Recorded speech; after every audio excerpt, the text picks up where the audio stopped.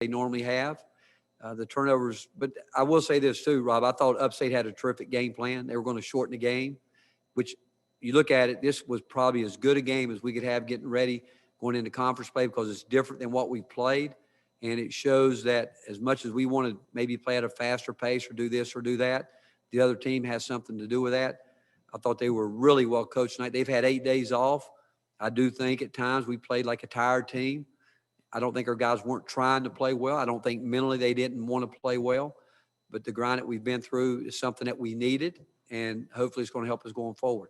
And just so you know, too, this sweater I have on is a birthday gift that Tom Sakoviak asked me to give him. Plus, he wants a little Christmas bonus. But he asked me about to wear this tonight for him. So I want you to know I'm doing this for Tom Sakoviak. And just real quick, Josiah left the game, got looked at. Is he okay? Yeah, he's fine. I thought Josiah played terrific tonight. He's the one guy.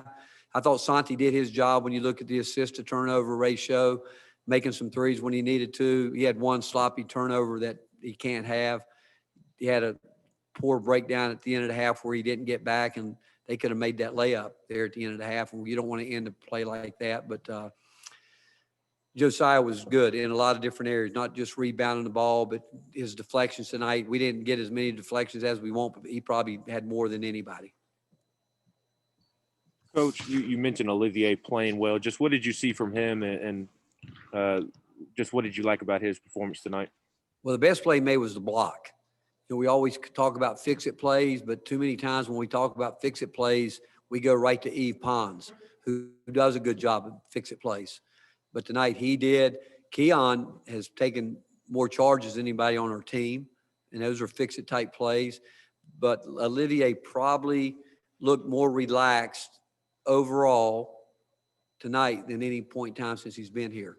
I thought he really moved well without the ball. When we had some different things, he made some really nice basket cuts, and he was very comfortable catching the ball and finishing at the rim. Mike Wilson, then Troy. Yeah, Rick, also on Olivier, how much does he change, I mean, the upside of this team as a whole when he's able to come in and give you those minutes defensively, rebounding and contributing and scoring? It's huge, Mike. It is. It's huge. And again, I want to say this. We feel like Urosh is there too. It's just, it's hard to go 10 deep at times.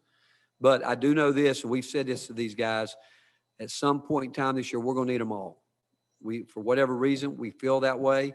I really appreciate the preparation at Urosh. He's as unselfish as any player that I've ever been around. He knows that he needs to get better in some areas like we all do, but yet he is a guy that a big-time teammate, always pulling for his team, and a player that, again, I'm telling you, we're confident enough to put him into games, and we think he'll do the job. He would have been good for him to have a game where he gets the minutes like Olivier had tonight, but he did finish the game really well the other night, passing the ball, scoring, and he will work, and he will be ready when he's called on. Rick, you mentioned the younger guys struggling tonight. You had a lot to tell Keon right before halftime. Is a night like tonight a good learning experience for them to understand what they can't do? I think it is a good experience for him. I do, because again, and I'm going to tell you, there aren't two better kids, but they're young, and they're doing some things like Jaden's playing against a guy tonight he's probably never heard of, that we told him has the ability to make threes as well as anybody we played, and he looked surprised when a guy raised up, and then he looked surprised again, like, what am I supposed to do? That's part of the growing process where you've got to realize he's playing at a higher level than he's ever played. They're learning a lot. They are. Like the other night when I put Jaden back in the game, I said, hey, Jaden, I want you to go in the game, and I want you to think like a point guard, play like a point guard, and get Olivier and Roche some confidence by really trying to set those guys up. He goes back in the game, and he charges. And now he's got 5 fouls. He's got to come out. And after the game, we said to him again, he said, no one's ever told me that. I've never had to do that. So that's what's fun coaching these guys, because you're trying to help them become everything they want to become, and yet they're doing it in the heat of the moment in a game like this. But the great thing is the upside for those guys is there, but it's our job as a coaching staff to keep putting demands on them and asking them to do more than they've ever done before, and show them things in games that they've never thought about. But tonight, there's no question. Their preparation wasn't good yesterday, and we didn't do a lot yesterday. It was more mental. But they've never gone through a grind where and there's no doubt they want to play hard, and they're going to play hard. They take pride in that, but it's just a mental side of it that's, right before Christmas, here we go, and probably thinking that, we've been in a couple games where, 30, 40 points, and you think they're all like that. They're not. But it goes back. I think Upstate had a terrific game plan, and for us right now, it's probably what we needed more than beating somebody by 30 or 40 points. Wes Rucker and Nicholas Hill. Rick, how did you feel about some of those threes that Upstate made seemed to be pretty tough shots? How did you feel about the perimeter defense overall? I mean, you see 9 of 18, but was it that bad? Well, they shoot, we talked about the 3-point shot with St. Joe's the other night. These guys actually shoot a better percentage, and they've got experienced guards that's been doing this for a couple years, and they're all back. They, again, once we started out, we started, and I think tonight the fact we got to do some trapping, I think that was good for us. Even though I think we got maybe one out of it that I would say would help us a little bit. Gave up one certainly on a dunk in transition, but what I was most, and I told the coaches this, I did not like our ball screen coverage. We normally are better at that, but they were, again, I thought they handled it. I think you got to give their players, their coaching staff a great job. The other night we got spread out too much against St. Joe's, and then tonight they were patient. Our guards did not do a very good job of getting back in front of the ball, and they kept stringing it out. Then we switched like we do, obviously when the clock's under 10 normally. They did a great job of getting it there. I thought that they went after John Fulkerson in the post, but the threes, they're going to make some. Again, that's what they do. But yet, with that said, can we do more? I don't know if you can do more other than try to push them out a little bit further. And overall, we were okay, but still we let some key guys that we know we're going to have to guard. You go into every game wanting to try to take away their top 2 options the best way you can. And we've done a pretty good job of that, but not very good tonight. And you got to give their team, their coaches, and the players respect because I thought they played with great poise. Coach, you've played now 4 games in the past 8 days. And obviously that's a lot of games to play in such a short amount of time. So do you think you'll be looking back at this time period later on in the season when you get to the SEC tournament and the NCAA tournament in terms of handling a lot of different matchups in a short amount of time?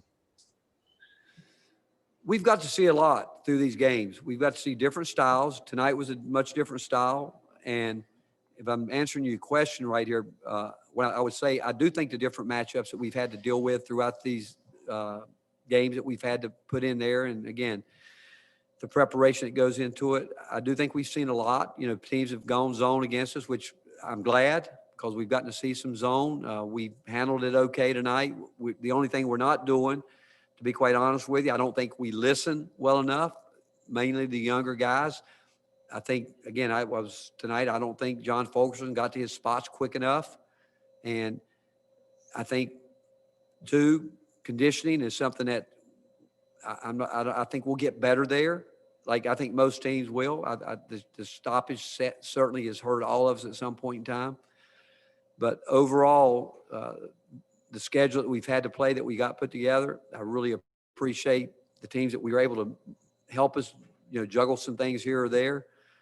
And now we'll get down to where we're going to be playing 2 games a week and get into a rhythm that way, which hopefully will help us and we can continue to move forward. Finish up with Coach with Mike Wilson, Ben McKee, then Madison. Rick, what's the kind of plan for the next week for your guys? Are they able to go home for Christmas? Are you guys having something here? I mean, what's kind of the expectation throughout the next week?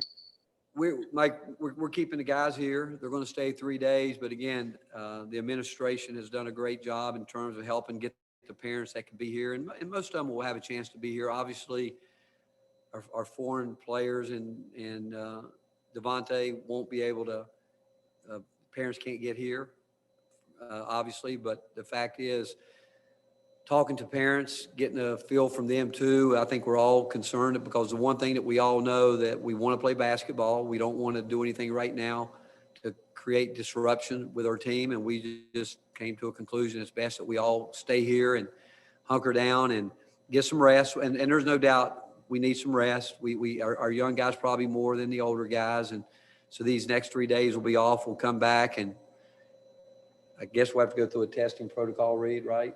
Once we get back, and even though we're still here, and then we'll get ready to get into conference play. Coach, you mentioned that you didn't feel like you were getting enough from Fulkerson, and I believe you mentioned Pons as well. Why do you feel that is, and what do you want to see from them to get them going and get the most out of them? Consistency is the big word for all of our team, but I think Eve's got to be more consistent rebounding. I think he's got to get to the foul line more. I don't care if he makes a 3-point shot all year. I know this, that when he takes his shot that he works on, he's a high percentage 3-point shooter. But the fact is, he hasn't rebounded the ball the way he's capable of night in and night out. I think he should average double-digit rebounds. And because of that, I think he should be able to get to the foul line more. I think he should be the hardest guy in the country to block out. He does defensively.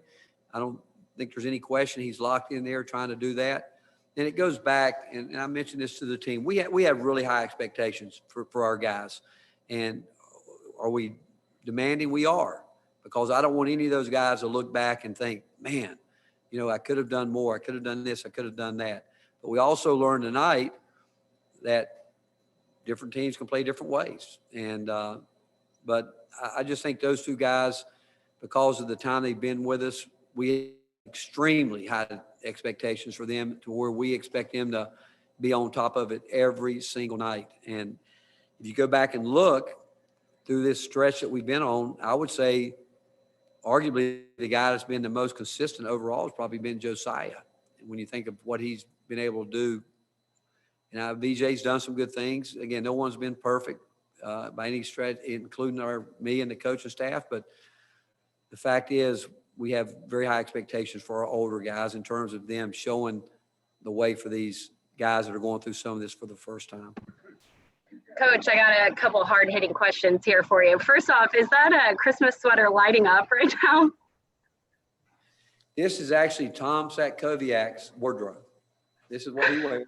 He came in and asked me to wear this, and it's very ugly, to be quite honest with you. But he asked me to do it, and I did it so I could also take a picture of it or a video and send it to my grandkids. But if you saw it in person, you wouldn't be very impressed. What's your favorite Christmas gift you've either given or received in the last few years or this year? Well, I told our guys today, my comment to them during our power talk was, when I was a kid, it was certainly all about me. Enon wouldn't apply back then. It was all about me and wanting to get presents. When I was a kid I think I was in the 2nd grade, and believe it or not, our house caught on fire on Christmas Eve. The furnace blew up and there was smoke everywhere. My mother told me to run down the street and pull the fire alarm. And my sister went with me and said, we called my grandfather Daddy, go get Daddy and get him up here. So we got to the fire alarm. I pulled the fire alarm. I told my sister, you go get Daddy and I'll go back. And with one thing in mind, I went underneath the Christmas tree and I was looking for my presents to get them out of the house. And my mother asked me what I was doing. I said, I'm getting my presents. But now it's all about giving. I've been blessed. God has blessed me with so many wonderful blessings. And this time of year, it's about Jesus Christ and about what he gave and wanting to emulate that. And we've got so many people since I've been in Knoxville that do so many. I could sit here tonight and tell you so many people who've done so much for people here in Knoxville who are they don't want it, but they need it. And it's been a fun part to be a part of different organizations that have really taken care of a lot of families in Knoxville this time of year. And that's what I'm most thankful for and most proud to be a part of. And Christmas this year for a lot of people is going to look so different. So what's your message been to your team? Maybe if they are sad that they're not going to be around their family, or that it does look different, just to stay positive and just remember you're so blessed in this season. Well, I'll go back to when we first came, we left Nashville. I mean, you think about it, it's been a much different year for so many different people. And we've got so much to be joyful for, because, I mean, you think about what's happened over the last, 6 months, 7 months. People have lost their lives. I mean, people have lost, grandparents, parents. People have lost a lot. But when I look at it, there's so much to be joyful for too, that where God has blessed us in a lot of different ways. And with our players, we've asked them from day one to sacrifice. It's going to be different for them. And again, it's hard this time of year because I've always believed that your family, you should be at home at Christmas as much as you can and be with your family. I just think it's a really special. I think it's the greatest day in our, in the country. The day that Jesus was born. I think it's the most important day. But with our guys, we've just tried to again do everything we can. And again, I really do appreciate our administration working out a way to get the parents that could be here to be with each other and as much as we can do. But I also appreciate the parents saying, hey, we know our kids, our sons want to play basketball, and whatever we have to do to protect them during this time of year, we've got to do that because it's important that, and they want to play. And so I think we've all have a lot to be thankful for. And I know this, that our parents, our players, there's not a better group in the country. And I'm thankful that we get a chance to do what we've been able to do with them. Thank you, Coach. All right. Thank you all. Merry Christmas.